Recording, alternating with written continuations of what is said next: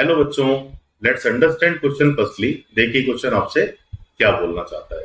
Question में आपको दिया जाता है total number of alkenes possible by dehydrobromination of 3 bromo 3 cyclopentyl hexane. अब देखिए कि जो इनिशियली रिएक्टिंग मॉलिक्यूल आपके पास है उसका स्ट्रक्चर बनाते हैं।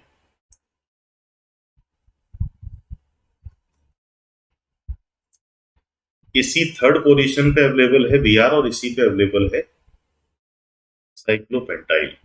डिहाइड्रो ब्रोमिनेशन आपको करना है। दैट मीन्स कि यहाँ पे एक स्ट्रॉन्गर बेस एल्कोहलिक बेस का नीड होगा। अब देखिए कि मैकेनिज्म यहाँ पे डायरेक्ट एलिमिनेशन अगर मैं कंसीडर करूं E2 तो E2 सिंगल स्टेप में होता है, बाय ट्रांजिशन स्टेट होता है। इसमें कोई इंटरमीडिएट नहीं बनेगा तो कोई रीअरेंजमेंट भी नहीं होगा। अब HBr को मुझे अगर एलिमिनेट करना है तो यहाँ पे जो पॉसिबिलिटीज हैं वो HBr यहां से भी एलिमिनेट होगा। इसका मतलब यहाँ पे भी आप एक डबल बॉन्ड ला सकते हो। HBr को एलिमिनेट करने का दूसरा वे ये भी है, इसका मतलब एक डबल बॉन्ड इससे भी आएगा और यहां से भी H और Br को आप लिंक अप कर सकते हो। तो कितने पॉसिबल डबल बॉन्ड बन सकते हैं? तो 3 possible alkene as a structure हम यहाँ पे डिफाइन कर पा रहे हैं। तो जिसमें से एक पॉसिबल स्ट्रक्चर ये है, एक पॉसिबल स्ट्रक्चर ये है एल्कीन का, और थर्ड पॉसिबिलिटी है जहां पे साइक्लोपेंटाइल रिंग पे ही आपने एक डबल बॉन्ड एक्सोसाइक्लिक मैनर में लिया हुआ है।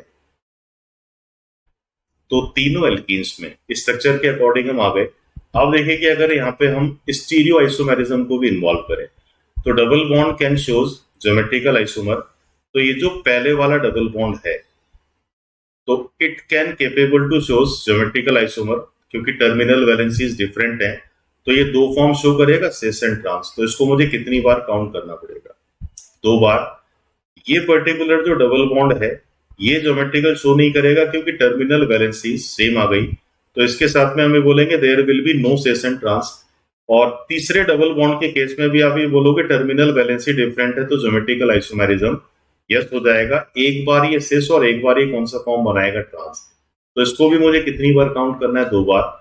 तो ओवरऑल अगर देखा जाए तो कितने टोटल प्रोडक्ट स्टीरियो आइसोमर को मिला के यहाँ पे हम जनरेट कर पा रहे हैं?